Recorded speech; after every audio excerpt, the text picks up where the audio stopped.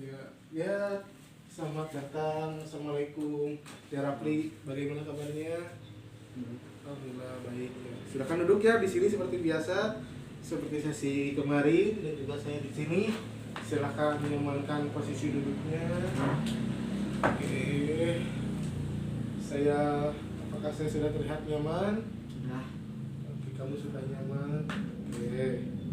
Terima kasih ya udah mau datang ke sesi yang terakhir, sesi ketiga di dalam konseling untuk mengatasi trauma yang kamu miliki. Saya ingin tahu, kemarin kita seminggu nggak ketemu ya? Ya. Lalu kamu kontak saya untuk menjadwalkan kembali konseling, dan saya sekarang ingin tahu perkembangan kamu begitu selama seminggu. Seminggu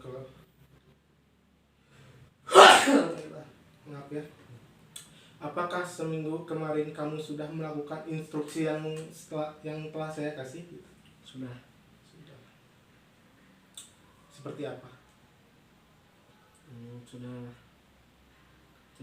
takut.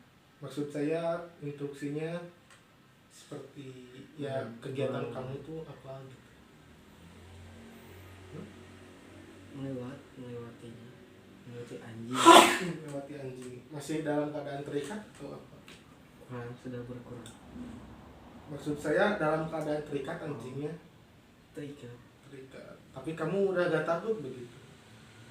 Lalu ketika seandainya anjing itu lepas, kamu akan lari. lari. Takut. Yakin lari. Berarti kamu masih trauma begitu. Iya. Kamu gak akan coba berusaha untuk melawan? Sebisa mungkin Kamu akan melawan begitu ya. Tapi untuk sekarang ini kamu ada kemajuan. Oke. Sebentar ya.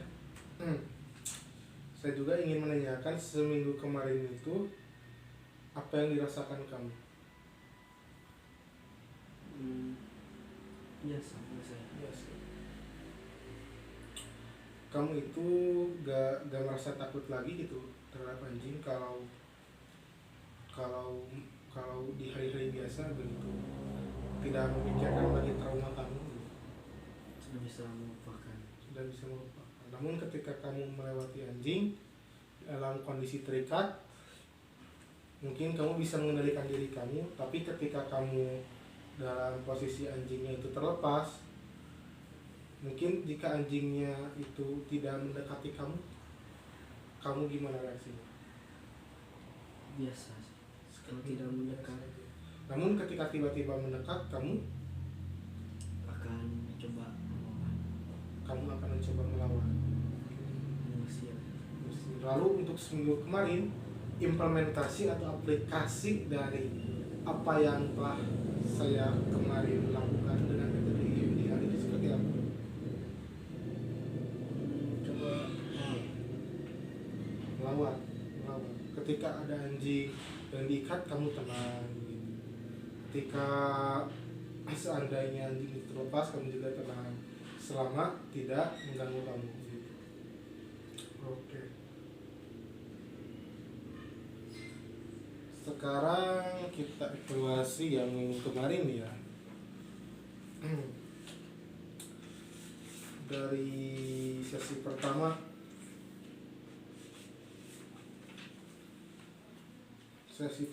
tuh kamu cerita kepada saya bahwasannya kamu itu memiliki dua trauma ya seharusnya ya, trauma terhadap domba dan juga trauma terhadap anjing.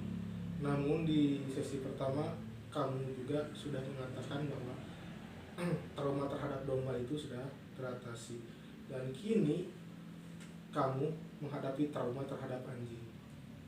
Waktu itu saya juga menanyakan skala terhadap kamu.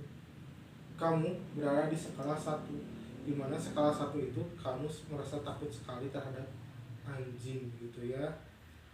Oke. Karena berkaitan dengan trauma masa lalu kamu yang ada di Buffalo Hill. Lalu kamu ingin menaikkan ke skala 5, betul kan? Oke.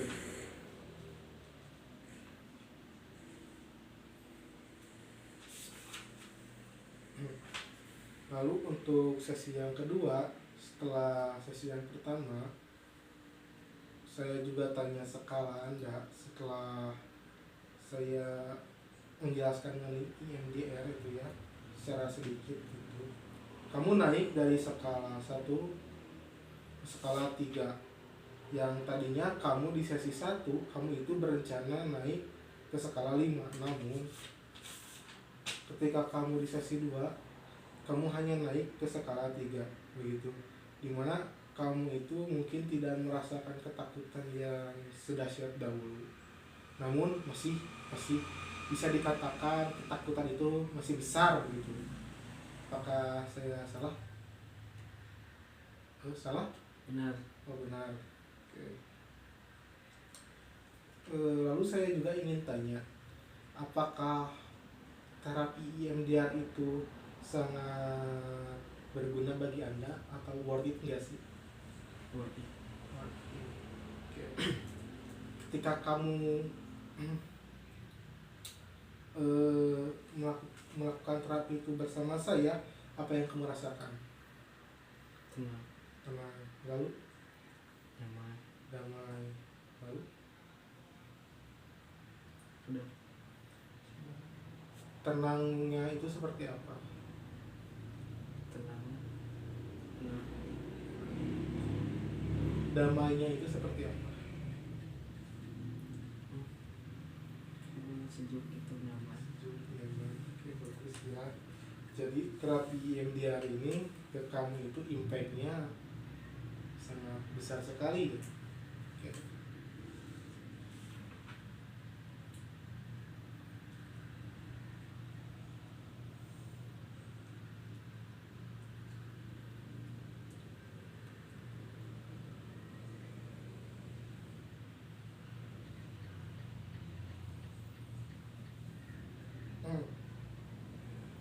Lalu ketika kamu melakukan terapi EMDR itu, apakah kamu mengalami kesulitan? Tidak. Tidak ada. Ketika kamu mungkin bernapas atau melihat tangan saya yang vertikal ini, kamu tidak merasakan pusing atau apa? Lalu ketika kamu membayangkan trauma kamu di masa lalu, apakah kamu itu benar-benar merasakan apa yang diri kamu rasakan di masa lalu? Rasakan? Ya betul, rasakan ya. Oke. Lalu pada sesi terakhir juga, maksud saya sesi kedua yang tahap terakhir, alhamdulillah kamu itu mengalami peningkatan dari skala 3 ke skala 6, dimana kamu sudah bisa mulai melawan. Dan kamu juga sudah cerita bahwasannya kamu juga ketika melewati tetangga kamu yang punya anjing, walaupun anjingnya itu diikat di luar ya, begitu bukan? Kamu itu tidak takut lagi, berjalan santai. Dan ketika anjing itu lepas dan tidak mengarah kepada kamu tenang gitu. Dan ketika anjing itu berusaha mendekati kamu atau mengarah pada kamu akan berusaha untuk melawan. Apakah betul seperti itu? Betul. Oke, bagus. Untuk sesi 3 ini berhubung sesi yang terakhir, bolehkah saya tahu manfaat dari konseling 1 dan 2 ini? Apa sih manfaatnya? Manfaatnya mengurangi ketakutan, Dan juga menghilangkan trauma. menghilangkan trauma. Apakah kamu sudah 100% sekarang trauma kamu hilang? Hampir. Oke, dari kemarin skala 6 nih masih turun. atau perlu saya jelaskan lagi? Jelaskan lagi ya. Oke. Dimana skala 1 itu kamu masih takut terhadap anjing, trauma bro, takutan berlebih terhadap anjing. Dan skala 10 kamu udah gak takut lagi nih sama anjing. Kamu kalau lihat anjing ke kamu lawan aja, atau kamu lihat anjing lewat ya udah biasa aja. Kamu berada di skala mana? Sekarang Ya, untuk sekarang. 9. Wow, impresif. 9 ya. Wow, bagus sekali 9. 9 tuh kamu kayak gimana? Sudah tidak takut, tapi Tidak. masih ada rasa-rasa. Rasa-rasa kamu tuh tidak takut terhadap anjing, namun masih ada perasaan apakah itu anjing akan mengejar saya begitu. Oke, lalu ketika kamu dikejar oleh anjing, apa yang akan kamu lakukan di skala 9? Kamu melawan. Lawan. Oke. Menurut kamu skala 9 itu udah ideal belum bro? Termasuk ini ya, Termasuk ideal. Kenapa sih ideal? karena sudah bisa melawan. Sudah bisa Tidak melawan. takut. Melawan rasa takut. Melawannya kayak gimana sih?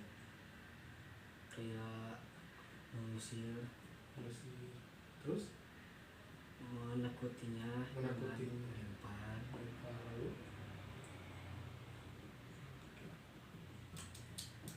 bagus sekali ya kamu tuh sudah pesat perkembangan dari skala 1 ke skala 3 dan juga skala 6 dan sekarang terakhir skala 9. Oke. Bagus sekali. Lalu saya juga ingin menanyakan, di sesi 1 kamu tuh gimana perasaannya ketika pertama kali datang ke sini? Takut, masih takut, terbayang-bayang trauma. Di skala 2, di sesi 2 Sudah mending. sudah mending. Ketika diterapi oleh saya bagaimana? Sudah biasa. Sudah biasa. Oh gitu. Oke, bagus sekali ya. Untuk sesi 3 ini, untuk sesi yang terakhir ya.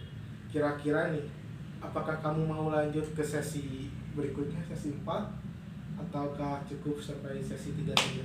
Cukup sampai sini. Cukup sampai sini, alasannya kenapa? Rasanya sudah tidak terlalu takut, sudah bisa mengatasinya. Mengatasinya. Oke, bagus sekali ya. Lalu kamu ingin meningkatkan skala kamu nggak dari skala 9 ke skala 10? Ingin, tapi Ingin. dengan sendiri nanti. Tapi dengan sendirinya begitu secara alamiah. Apa yang ingin kamu lakukan? Mencoba untuk tidak takut melihat anjing, sudah biasa walaupun mendekat. Jangan panik, tenang. Bagus sekali ya kamu. Untuk selanjutnya terapi mandiri begitu ya. Mungkin ini hanya sebagai penguatan ya. Kita coba teknik yang kemarin ya di hari ya. Kamu sekarang fokus dulu, rilekskan dulu badan kamu. Fokus dulu terhadap saya. Rilekskan badan. Seperti biasa ya. Ini hanya untuk penguatan. Jadi hanya 1 kali saja. Oke.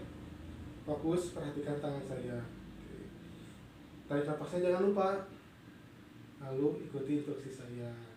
Untuk meningkatkan ke skala 10, saya harus tidak takut lagi terhadap anjing karena saya sudah melakukan konseling dengan konselor saya, dan juga saya sudah mengatasi masalah tersebut, dan saya harus bisa mengendalikan diri saya karena yang bisa mengendalikan diri saya adalah saya. Ketakutan hanya terbatas di pikiran saya. Oke. Bagaimana rasanya? Enak. Enak. Oke, untuk terakhir kalinya saya ingin menanyakan nih, kesan dan pesan selama kamu mengikuti konseling saya seperti apa sih? Mungkin dari kesannya dulu. Kesannya dapat menghilangkan rasa trauma. Dapat menghilangkan rasa trauma. Lalu? Lalu untuk pesannya terhadap saya atau konseling yang lalu-lalu terhadap saya mungkin ya sebagai objek apa? Pesan tidak ada. Pesannya tidak ada atau mungkin pesan tuh mungkin kamu masih bingung ya membedakan kesan dan pesan. Kalau kesan tuh perasaan kamu selama mengikuti konseling kali ini gitu. Apa sih rasanya? Gimana sih perasaannya?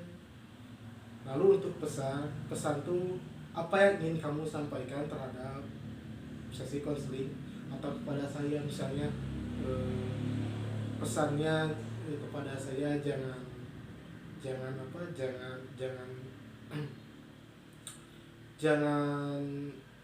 jangan putus asa, tetap semangat melakukan konseling selanjutnya. Mungkin bisa dimengerti ya untuk kesan dan pesan. Nampaknya saya lihat kamu masih bingung ya. Sekarang saya tanya kepada kamu, kesannya itu apa gitu? Pesan menyenangkan. Menyenangkan ya. Lalu Pesan tetap berusaha. Oke, bagus sekali. Berusaha apa? Berusaha pantang menyerah.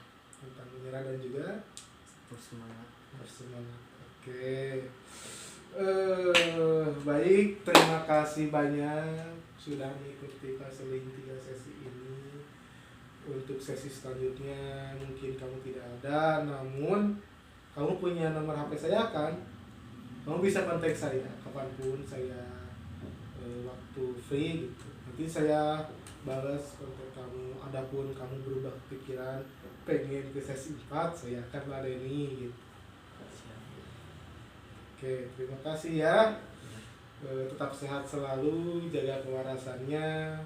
Salam untuk keluarga di rumah dan juga tetap semangat menjalani hidup ya. Untuk sesi kali ini saya cukupkan. Terima kasih untuk 3 sesinya. Jika ada kegiatan lain atau mungkin orang tua kamu sudah menunggu di rumah, saya persilakan kamu untuk pulang. Terima kasih ya. Silakan pulang deh.